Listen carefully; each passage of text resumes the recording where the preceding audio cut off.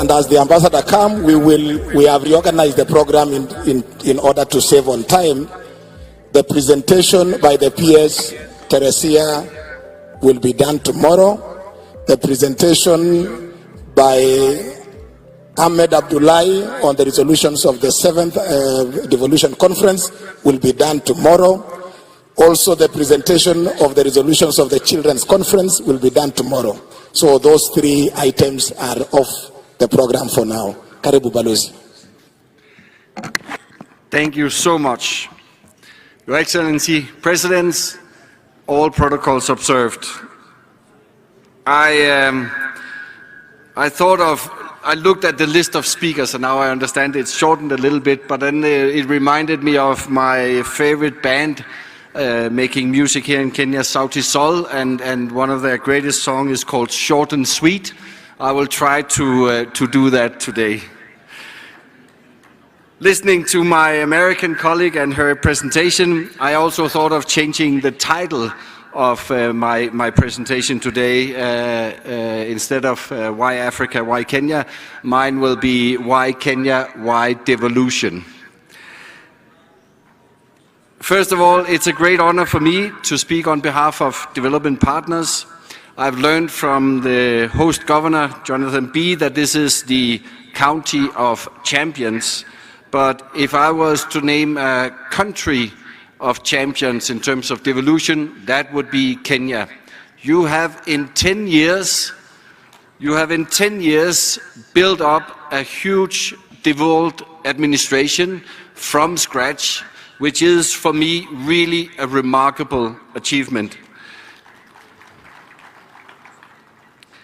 And what I have witnessed working with devolution right from the beginning is that very, very soon there was this spirit of family in terms of devolution. Everybody came together, worked together despite political differences, finding solutions and really trying to move forward services to the people in the different counties. Furthermore, I also noted when I was present at the elections in 2012, a lot of politicians, they wanted to become senators. They thought that was the thing at that time, whereas not as many were that interested in becoming a governor. That is very different today. Not that senators are not important, but I think the interest and the competition to become a governor nowadays, for me, really is a signal of how devolution has transformed also politically Kenya. Also, speaking to a lot of voters going into the elections last year, a lot of them, they said, yeah, we are not sure what we will vote for at national level and for our National Assembly, but for my MCA and my governor, that is so important for me. So for me, that's part of the story of the success of devolution in Kenya, bringing the resources and the decisions closer to the people that are affected by that. And we have seen amazing results, I believe. We have seen much more equal development all over Kenya. We have seen citizens' participation, which is crucial. We have seen huge investments in the health sector, in water, agriculture, roads, etc. And I also witnessed during the drought due to the climate change the last couple of years, the way that a lot of the county governments really engaged in climate change, for me is a clear signal that the notion that climate mitigation, you need to deal with that at a global level, but climate adaptation, you need to deal with that at a local level. So for me, devolution in Kenya has really been a game changer. And that's why we as development partners are so keen to engage even more with all counties and the devolved organizations of Kenya. There's a couple of things to move forward devolution even further in Kenya. First one, we have discussed so many times that if the counties do not get the money, the resources in time to spend them before the financial year ends, nothing will happen.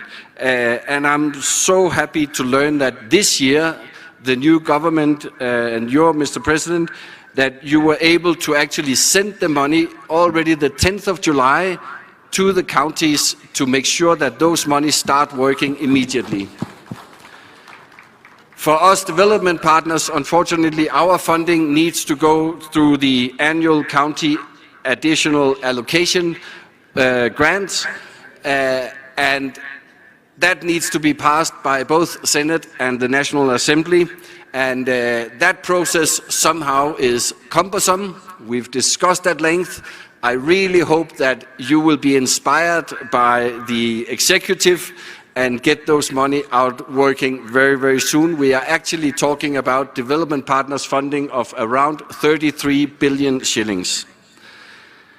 Secondly, we must ensure that corruption does not happen at county level. That has always been the argument against devolution, that this will just devolve corruption in Kenya. And that will be deceiving the citizens and the local communities around. And also for us development partners, we will run away as fast as we can when we observe that. I also noted that one of the first things Your Excellency did and announced after the elections was that this government wants to transfer the remaining functions according to the Constitution to the counties. I understand a lot of work is going on because it is not an easy task and it involves a lot of resources, but it's underway and we are all really looking forward to that happening. To end, I urge all to recognize that the glass of devolution is actually more than half full in Kenya. Both central and devolved level needs to work together, and they are, to fill that glass even further.